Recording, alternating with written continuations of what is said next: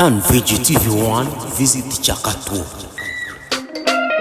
So jambo wakaaji wa Kyaka Refugee Settlement.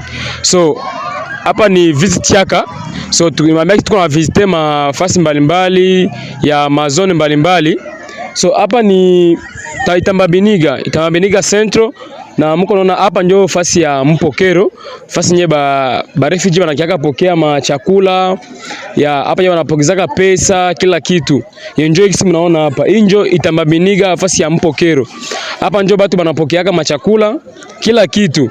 So kama ulishaka wewe kufika Itambabiniga, hapa ndio fasi ya mpokero, fasi wanapokeaka chakula.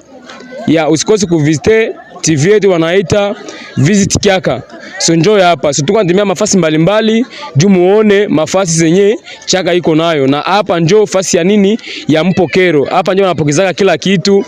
So siku za mpokero tukifika hapa mtana siku nawaka shangwe hapa. Watu wanawaka wa mingi sana. Wanapokea machakula nini. So usikote kufuatilia TV yetu inaitwa Visit Kyaka. Asante sana.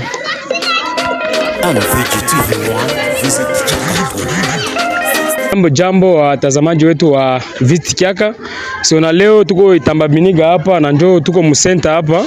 So tumekuja visite Kyaka, tubambia gisi ifo tu visite fasi zote. Ya, na hapa tutatafuta mtu mmoja nitauliza tu ma question kidogo hapa. Boss, sorry kidogo. Yeah, jambo. Jambo sana bro. Habari gani? Mzuri man. So kwa majina wananiita Swedi Versa, tunatumika na TV ya Visit Kyaka. So kwa majina wanakuta nani? Patrick Elisha. So Patrick Elisha. Yeah. So uko mkaaji hapa Itambabiniga? Yeah. Uko mkaaji hapa? Ndio.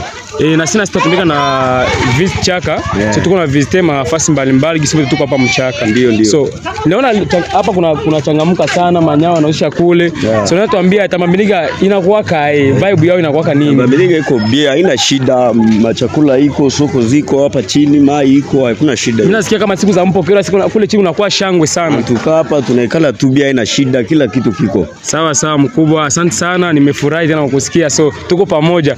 Usikose kutufuata ku TV yetu inaitwa Visit Kyaka. Sawa. Asante sana, tuko pamoja. Yeah. So mkubwa ametuambia gisi Itambabiniga kuna kuwaka vibe za mingi siku za mpokero, na ndapenda siku za mpokero mke mu visite hapa Itambabiniga kuna kwa vibe za mingi sana. So msikose kufuatilia Visit Kyaka. So tutavite fasi mbalimbali. So na leo tuko hapa, leo ni Sunday. Ndio maana vibe ziko, watu yuko napita na watu wengine biko natuona. So asante sana. So msikose kufuatilia channel yetu wanaita Visit Kyaka. Asante sana. And VGTV1 visit Chakato.